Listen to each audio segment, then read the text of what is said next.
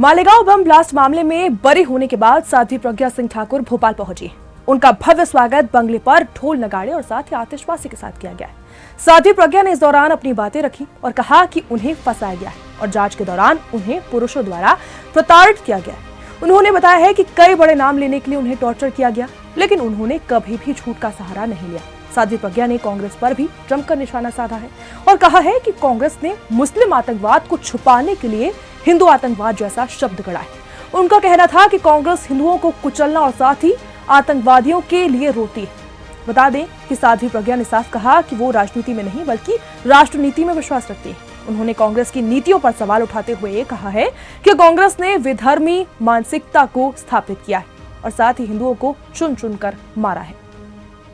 दीदी एक एजेंसी है, दीदी एजेंसी के साथ किस तरह से आप देखते हैं? बड़ा फैसला है, अभी मैं दे चुकी 1 to 1 एजेंसी के साथ दीदी कल भी आपका भैया इंटरव्यू ऐसे नहीं लिया जाता। देखो अकेले सिंगल में नहीं दे सकती। अभी मैंने सब प्रश्न के उत्तर दिए। सत्य हुआ, सत्यमेव जयते। निश्चित रूप से सत्य की विजय होती है, धर्म की विजय होती है। भगवा आतंकवाद इसकी कहीं से कहीं तक खराब हुई और वो खत्म हुआ। हिंदू आतंकवाद जिस प्रकार से कांग्रेस ने स्थापित करने का प्रयास किया वो कभी स्थापित हो नहीं सकता।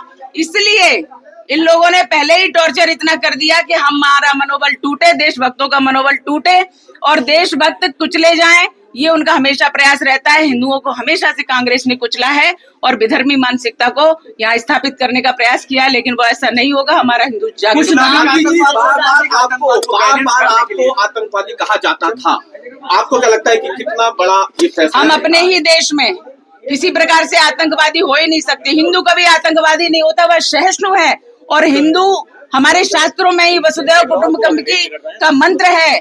इसलिए हम सर्वे भवन्तु सुखिनः सर्वे सन्तु निरामया सर्वे भद्राणि पश्यन्तु मां कश्चित् दुःख भाग् भवेत्। इस प्रकार से हम भावना रखते हैं कि कोई भी दुख का भागी ना हो, सभी सुखी रहे, निरोगी रहे।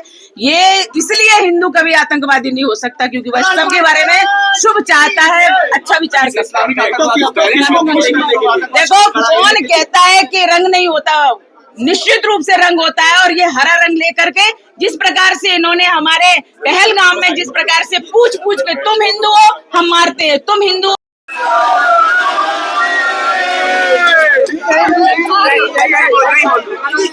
बताइए, आपको प्रताड़ित किया जा रहा है कि इनका नाम उगलवाने के लिए किया जा रहा है।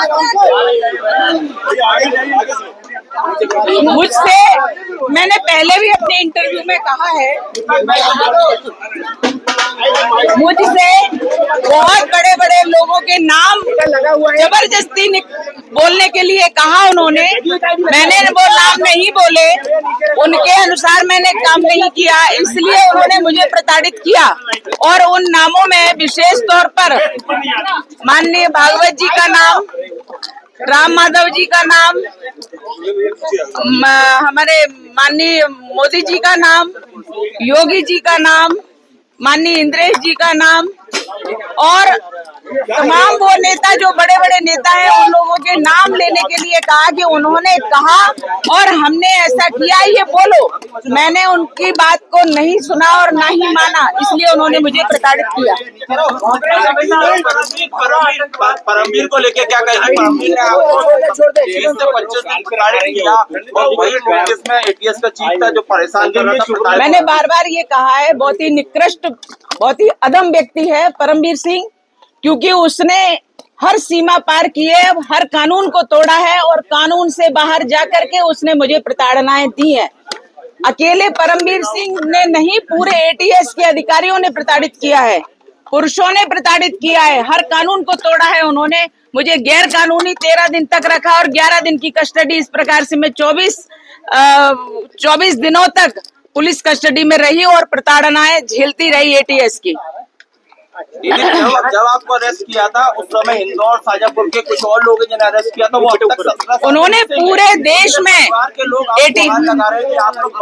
एटीएस वालों ने एक पूरा भय बना करके रखा था। मध्य प्रदेश में और पूरे देश में इस प्रकार का भय बनाया कि कोई भी व्यक्ति अपनी भावना व्यक्त कर ही नहीं पा रहा था। जो लोग अंदर गए, जो सत्य के लिए लड़ रहे थे, उनके लिए भी कोई कुछ नहीं कह पाया। भयभीत करने का प्रयास था और भयभीत किया उन्होंने, क्योंकि कांग्रेस का शासन था महाराष्ट्र में, देश में कांग्रेस का यूपीए का शासन था, इसलिए उन्होंने पूरी एजेंसियों का, जो सरकारी एजेंसी है, सबका दुरुपयोग किया और उनको भ्रष्ट बनाया।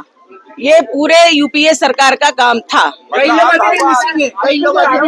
कुछ लोग ऐसे जो इन्होंने प्रताड़नाएं दी एटीएस वालों ने, तो वो लोग अपनी जान गंवा दिए, यानी देश पर आहूत हो गए हैं।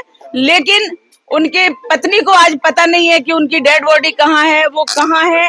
उनकी पत्नी कहती है मैं सदवा हूँ या विधवा हूँ, मुझे कहिए जज साहब, बताइए मुझे। और इसलिए एक व्यक्ति नहीं, कई लोग ऐसे हैं जिनको मारा पीटा और मार डाला, लेकिन उनके आज रिकॉर्ड भी खत्म कर दिए गए। मुस्लिम वर्ग को आकर्षित करने के लिए क्या भगवा आतंकवाद जैसा शब्द गढ़ा गया। हमेशा से मुस्लिमों के लिए उन्होंने तुष्टीकरण की नीति अपनाई है। कांग्रेसियों ने अपने शासन में उन्होंने भरपूर उपयोग किया और हिंदुओं को प्रताड़ित किया। हिंदुओं को किसी भी प्रकार से जो प्रताड़ित कर सकते थे, जेल में डाल सकते थे, उनको मार सकते थे, उनके ऊपर झूठे केस लगा सकते थे, वो सब कुछ किया। और देश के तो छोड़ो, भगवा को आतंकवाद कह दिया, हिंदुत्व को आतंकवाद कह दिया। ऐसी निकृष्टता, इतने निम्न स्तर की सोच कांग्रेस रखती है और कांग्रेस ने ये कुचक्र रचा और ये देशद्रोहिता में आता है। जिन्होंने भगवा को आतंकवाद कहा, आपको लेकर ऐसे सवाल उठा है, इतनी यातनाएं आपने चली, ऐसे लोगों के लिए क्या सवाल? कोई बात। जो लोग इस प्रकार के षड्यंत्र किए, देश के विरुद्ध, धर्म के विरुद्ध, हिंदुत्व के विरुद्ध, जिस प्रकार से उन्होंने षड्यंत्र किए और इतने सभी लोगों को, सेना को उन्होंने टारगेट किया, संतों को टारगेट किया, संघ को टारगेट किया और इस प्रकार से टारगेट करके ये सब देशभक्त हैं। ये सब देशभक्त हट जाएंगे तो कांग्रेस का फुल फ्लैश शासन आ जाएगा, ये उनकी नीति थी। लेकिन ऐसे लोगों ने जो कुचक्र रचा है, षड्यंत्र रचा है, हमारे जज साहब ने स्पष्ट उनके लिए आदेश दिया है कि ऐसे लोगों की जांच की जाए जिन्होंने गलत प्रस्तुति दी है और इस प्रकार से इतना बड़ा केस थोपा गया है। इनकी जांच हो और सजा हो, उनको निश्चित रूप से जांच होगी तो सजा होगी। दिग्भ्रमित का मेरे पास कोई उत्तर नहीं है, वो तो व्यक्ति बोलने लायक ही नहीं, उसका नाम ही नहीं लेना चाहिए। जो सुबह और दोपहर में उसका नाम लेगा उसका दिन खराब हो जाएगा। क्या आप इनके खिलाफ वोट जाएंगे जिन्होंने आपको भगवा आतंकवादी कहा? बिल्कुल हमारी रणनीति जो रहेगी वो निश्चित रूप से हम आपको अवगत कराएंगे उसके बारे में। और जिन्होंने अत्याचार किए उनको तो निश्चित रूप से सजा मिलनी ही चाहिए। राजनीति में वापसी को लेकर क्या कुछ विचार आपका? हम राष्ट्र नीति करते हैं। तो राजनीति